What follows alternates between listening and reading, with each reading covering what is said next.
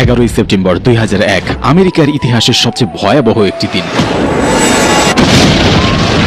এই দিন এক হামলায় প্রায় 3000 মানুষ প্রাণ হারায় এবং আমেরিকার অন্তত $1 ট্রিলিয়ন ক্ষতিগ্রস্ত হয়। আর এই হামলার পিছনে ছিলেন সৌদি আরবের এক বিলিয়নারের ছেলে Osama bin Laden.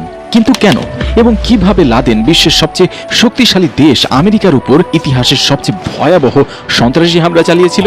Osama bin লাদেনের জন্ম 1957 সালের 10ই মার্চ সৌদি আরবের রিয়াদে এবং ধনী ও প্রভাবশালী পরিবারে তার জন্ম হয়। তার বাবা মোহাম্মদ বিন লাদেন ছিলেন ইয়েমেন থেকে আসা একজন শ্রমিক, যিনি সৌদি আরবে এসে কঠোর পরিশ্রম ও দক্ষতার মাধ্যমে বিশাল কনস্ট্রাকশন সাম্রাজ্য গড়ে তোলেন। মোহাম্মদ বিন লাদেনের প্রতিষ্ঠান সৌদি আরবের সরকার ও রাজ পরিবারের জন্য বড় বড় প্রকল্পের কাজ করত, যার মধ্যে রাস্তা, ব্রিজ, মসজিদ ও মক্কা মদিনার মতো পবিত্র স্থানগুলোর সংস্কারের কাজ এর মধ্যে অন্তর্ভুক্ত ছিল। এভাবেই মোহাম্মদ বিন লাদেন সৌদি আরবের একজন ধনী ও সম্মানিত ব্যক্তি হিসেবে পরিচিতি পান। কিন্তু ওসামা বিন লাদেনের বাবা মোহাম্মদ বিন লাদেন 1967 সালে একটি বিমান দুর্ঘটনায় মারা যান। তখন ওসামা বিন লাদেনের বয়স ছিল মাত্র 11 বছর। আর তখন ওসামা বিন লাদেন তার বাবার সম্পত্তি থেকে প্রায় $30 মিলিয়ন উত্তরাধিকার সূত্রে পান। ওসামা বিন লাদেনের বাবা মারা যাবার পর তিনি তার মায়ের সাথেই থাকতেন। ছোটবেলা থেকেই লাদেন ইসলাম ধর্মের প্রতি গভীর আকৃষ্ট ছিলেন এবং শান্ত, শিষ্ট ও ভদ্র প্রকৃতির ছিলেন। ওই সময় তার আচরণ ছিল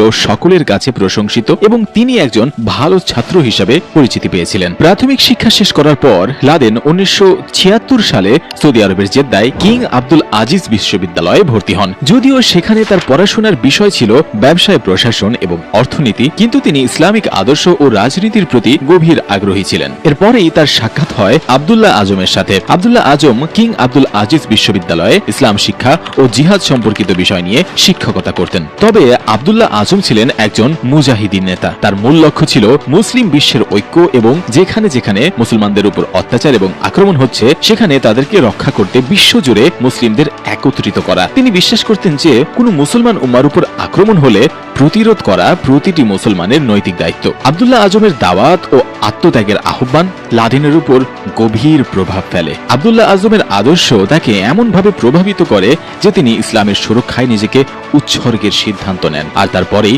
ওসামা বিন লাদেন আব্দুল্লাহ আজমের সঙ্গে সম্মিলিত হয়ে ইসলামের দাওয়াত ও মুসলিম উম্মার রক্ষা করার আহ্বান আরো জোরালোভাবে প্রচার করতে থাকে। সাল 1979 আফগানিস্তান একটি গুরুত্বপূর্ণ রাজনৈতিক ও সামরিক পরিবর্তনের মুখোমুখি হয়। সোভিয়েত ইউনিয়ন আফগানিস্তানের রাজনৈতিক পরিস্থিতির উপর নজর রাখছিল এবং সেখানকার কমিউনিস্ট সরকারকে সমর্থন দিতে আগ্রহী ছিল। আফগানিস্তানে পিডিপিএ ক্ষমতায় আসার পর সামাজিক সংস্কার পরিবর্তন করতে চেয়েছিল, যেমন জমি সংস্কার, নারী অধিকার এবং ধর্মনিরপেক্ষ শিক্ষা, কিন্তু তা মুসলিম জনগণের জন্য বিরোধিতার জন্ম দেয়। এদিকে সোভিয়েত ইউনিয়ন পিডিপিএ কে আরো শক্তিশালী করার জন্য 1979 সালে আফগানিস্তানে সরাসরি সেনা মোতায়েন করে, যা স্থানীয় জনগণের মধ্যে ব্যাপক ক্ষোভ ও বিরোধিতার সৃষ্টি করে। মুসলিম জনগণ তাদের ধর্ম ও সংস্কৃতির মূল্যবোধের উপর আঘাত মনে করে এটাকে প্রতিরোধ গড়ে তোলে এবং মুজাহিদরা ইসলামী আদর্শে সোভিয়েত ও কমিউনিস্ট সরকারের বিরুদ্ধে যুদ্ধ ঘোষণা করে। অন্যদিকে আমেরিকা কোনোভাবেই চাইছিল না যে সোভিয়েত ইউনিয়ন আফগানিস্তান দখল করে নিজেদের প্রভাব বিস্তার করুক, কারণ এতে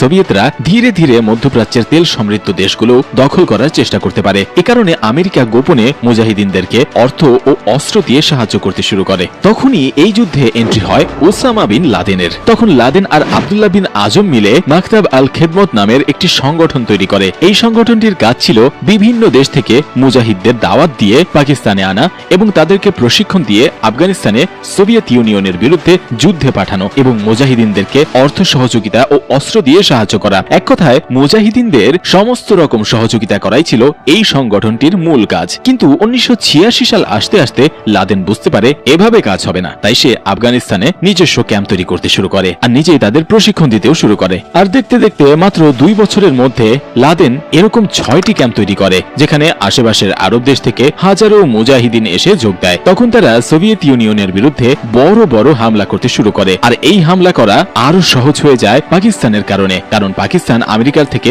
অস্ত্র এবং অর্থের ফান্ড নিয়ে লাদেনকে দিত, আর লাদেন সেগুলো মুজাহিদিনদের জন্য অর্থ ও খাদ্য সরবরাহের জন্য ব্যবহার করত। এবং লাদেন নিজেও তার ব্যবসা প্রতিষ্ঠান থেকে মুজাহিদদের জন্য বিপুল পরিমাণ অর্থ ব্যয় করত। 1988 সালের শেষের দিকে যখন সোভিয়েত সেনাবাহিনী আফগানিস্তান থেকে ধীরে ধীরে সরে যেতে শুরু করে, তখন লাদেন ও তার সহযোগীরা অনুভব করে যে মুসলিম বিশ্বের বিভিন্ন স্থানে যে অন্যায়কারী এবং অমুসলিম শক্তি আছে তাদের বিরুদ্ধে লড়াই চালিয়ে যাওয়া প্রয়োজন। এই উদ্দেশ্যে আফগান যুদ্ধের সময় সংগৃহীত মুজাহিদদের শক্তি ও অভিজ্ঞতাকে একটি স্থানীয় সংগঠনে পরিণত করার সিদ্ধান্ত নেওয়া হয়। তখন একটি সংগঠন তৈরি হয় যার নাম দেওয়া হয় আল কায়দা। আল কায়দা প্রতিষ্ঠার পর সংগঠনটি বিভিন্ন পদক্ষেপ নেয়। তারা নতুন যোদ্ধাদের প্রশিক্ষণ দিতে শুরু করে এবং নিজেদের কার্যক্রম চালানোর জন্য গোপন যোগাযোগ নেটওয়ার্ক তৈরি করে। আল কায়দা প্রতিষ্ঠার মূল লক্ষ্য ছিল বিশ্বব্যাপী ইসলাম শাসন প্রতিষ্ঠা করা এবং পশ্চিমা প্রভাবের বিরোধিতা করা। অন্যদিকে 1989 সালে সোভিয়েত বাহিনী আফগানিস্তান থেকে পুরোপুরিভাবে সরে গেলে মুজাহিদিনদের এক বিশাল বিজয় হয়। মুজাহিদিনদের বিজয়ের পর ওসামা বিন লাদেনকে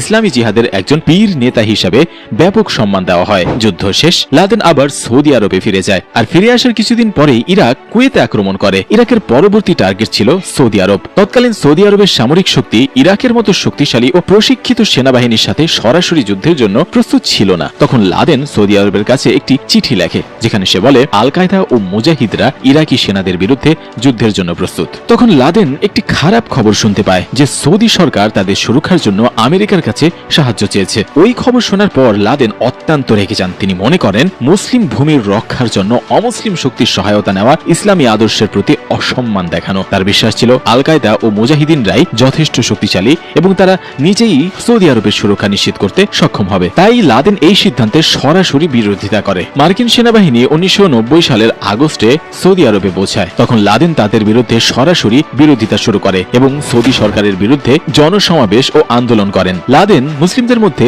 জিহাদের ডাক দেন। এটা দেখে সৌদি সরকার ক্ষিপ্ত হয়ে লাদেনকে সৌদি থেকে বহিষ্কার করেন। সৌদি আরব থেকে বহিষ্কার হওয়ার পর লাদেন 1991 সালে সুদানে চলে যায়। সুদানে যাওয়ার পর লাদেন আল কায়দার কার্যক্রম নতুনভাবে সংগঠিত করতে শুরু করে। আর সুদান থেকেই লাদেন সন্ত্রাসী নেটওয়ার্ক গড়ে তোলে এবং বিভিন্ন সামরিক ক্যাম্প তৈরি করে, যেখানে তার অনুসারীদের যুদ্ধের কৌশল ও সন্ত্রাসী হামলার প্রশিক্ষণ দেওয়া শুরু করে এবং মার্কিন সেনাদের উপর আক্রমণ করে, যার মধ্যে 1993 সালে মার্কিন সেনাদের উপর হামলায় 18 জন মার্কিন সেনা মারা যায় এবং 70-এরও অধিক সেনা আহত হয়। 1996 সাল পর্যন্ত লাদেন সুদানেই থাকে, কিন্তু যখন সুদানের উপর আন্তর্জাতিক নিষেধাজ্ঞা ও আমেরিকার চাপ আসে তখন বাধ্য হয়ে লাদেন আবার আফগানিস্তানে ফিরে যায়। 1996 সালে লাদেন আফগানিস্তানে ফিরে আসে আর এসে একটি ফতোয়া জারি করে, যেখানে তিনি বলেন মুসলমানদের এই করুণ অবস্থার জন্য আমেরিকাই দায়ী। যখনই ইসরায়েল আর ফিলিস্তিনের প্রসঙ্গ আসে আমেরিকা সবসময় ইসরায়েলের পক্ষ নেয়। সোমালিয়ায় মুসলমানদের উপর আমেরিকা হামলা করেছিল। আমেরিকা ইরাকের উপর যে নিষেধাজ্ঞা জারি করে, যার ফলে খাদ্য ও চিকিৎসার অভাবে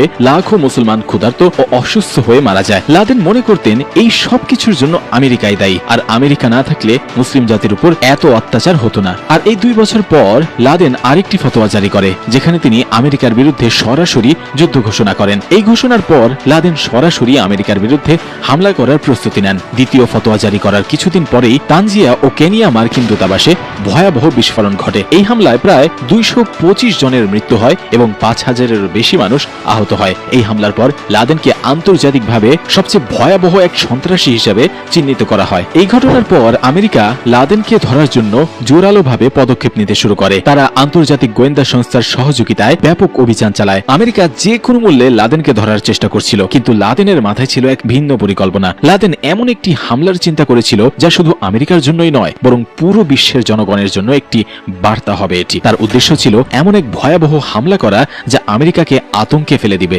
এবং ফিলিস্তিন সহ মুসলমানদের উপর চলমান অত্যাচারের বিরুদ্ধে তাদের যত সহযোগিতা করা আছে তা সব বন্ধ করতে বাধ্য হবে। আর এই পরিকল্পনার পরে লাদেন তার অনুসারীদের প্রশিক্ষণ দিতে শুরু করে। হামলার প্রায় 1 বছর আগে 19 সন্ত্রাসীকে আমেরিকায় পাঠানো হয়। তারা সেখানে প্লেন চালানো শিখে এবং এক শহর থেকে অন্য শহরে বারবার ফ্লাইট নিয়ে ভ্রমণ করতে থাকে, যাতে হামলার দিন সবকিছু নির্ভুলভাবে সম্পন্ন করা যায়। এরপরই আসে সেই ভয়াবহ দিন 11 সেপ্টেম্বর 2001। ওই দিন সকাল 8টার দিকে আমেরিকার 4টি যাত্রীবাহী বিমান হাইজ্যাক করা হয়। প্রথম 2টি বিমান ক্র্যাশ করা হয় ওয়ার্ল্ড ট্রেড সেন্টারে, তৃতীয়টি পেন্টাগনে এবং চতুর্থ বিমানটি পেনসিলভেনিয়ার একটি মাঠে বিধ্বস্ত হয়ে পড়ে। এই এক হামলায় প্রায় 3000 মানুষ মারা যায় এবং 6000-এর চেয়েও বেশি মানুষ আহত হয়। ওই এক হামলা বিশ্ব রাজনীতির মোড় ঘুরিয়ে দেয়। 4 দিনের জন্য আমেরিকার স্টক মার্কেট শাটডাউন হয়ে যায় এবং 2 দিন পর্যন্ত আমেরিকার সমস্ত ফ্লাইট বন্ধ থাকে। ওই দিন পৃথিবীর ইতিহাসে প্রথমবারের মতো মানুষ টিভিতে সরাসরি সন্ত্রাসী হামলা দেখেছিল। আর এই হামলার পরেই আমেরিকা তালেবানের কাছে লাদেনের খোঁজ চায় এবং আফগানিস্তানে থাকা